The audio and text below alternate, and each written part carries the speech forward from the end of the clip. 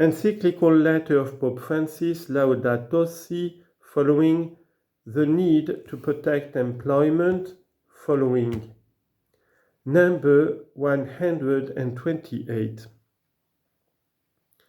We were created with a vocation to work.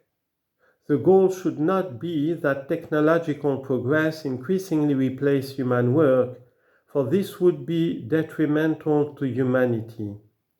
Work is a necessity, part of the meaning of life on this earth, a path to growth, human development, and personal fulfillment. Helping the poor financially must always be a provisional solution in the face of pressing needs. The broader objective should always be to allow them a dignified life through work. Yet, the orientation of the economy has favored a kind of technological progress in which the costs of production are reduced by laying off workers and replacing them with machines. This is yet another way in which we can end up working against ourselves. The loss of jobs also has a negative impact on the economy through the progressive erosion of social capital. The network of relationships of trust, dependability, and respect for rules, all of which are indispensable for any form of civil coexistence. In other words, human costs always include economic costs, and economic dysfunctions always involve human costs. To stop investing in people in order to gain greater short-term financial gain is bad business for society. In order to continue providing employment, it is imperative to promote an economy which favors productive diversity and business creativity. For example, there is a great variety of small-scale food production systems which feed the greater part of the world's peoples, using a modest amount of land and producing less waste, be it in small agricultural parcels, in orchards and gardens, hunting and wild harvesting, or local fishing. Economies of scale, especially in the agricultural sector, end up forcing smallholders to sell their land or to abandon their traditional crops. Their attempts to move to other, more diversified means of sales and transport is geared to larger business.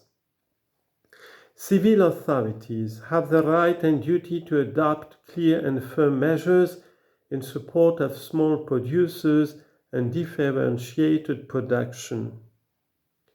To ensure economic freedom from which all can effectively benefit, restraints occasionally have to be imposed on those possessing greater resources and financial power.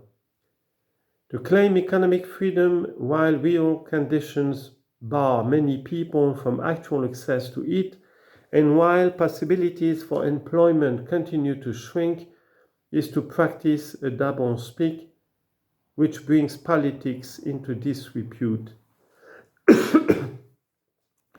Business is a noble vocation, directed to producing wealth, and improving our world.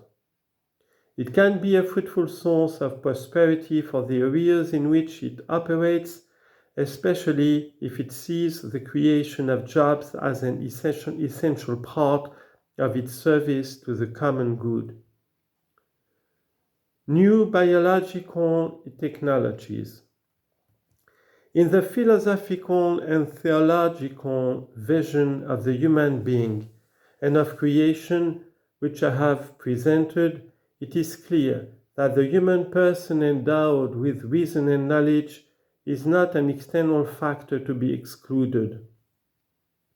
While human intervention on plants and animals is permissible when it pertains to the necessities of human life, the Catechism of the Catholic Church teaches that experimentation on animals is morally acceptable only if it remains within reasonable limits and contributes to caring for or saving human lives. The Catechism firmly states that human power has limits and that it is contrary to human dignity to cause animals to suffer or die needlessly. All such use and experimentation requires a religious respect for the integrity of creation.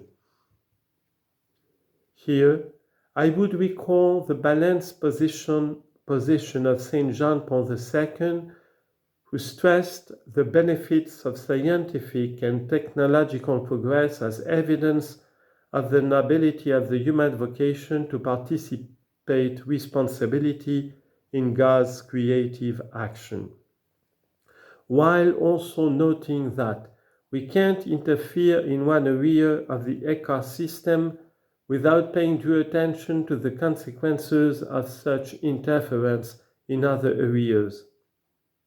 He made it clear that the Church values the benefits which result from the study and applications of molecular biology, supplemented by other disciplines such as genetics and its technological application in agriculture and industry. But he also pointed out that this should not lead to indiscriminate genetic manipulation, which ignores the negative effects of such interventions. Human creativity can't be suppressed. If an artist can't be stopped from using his or her creativity, neither should those who possess particular gifts for the advancements of science and technology be prevented from using their God-given talents for the service of others. We need constantly to rethink the goals, effects, overall context, and ethical limits of this human activity, which is a form of power involving considerable risks.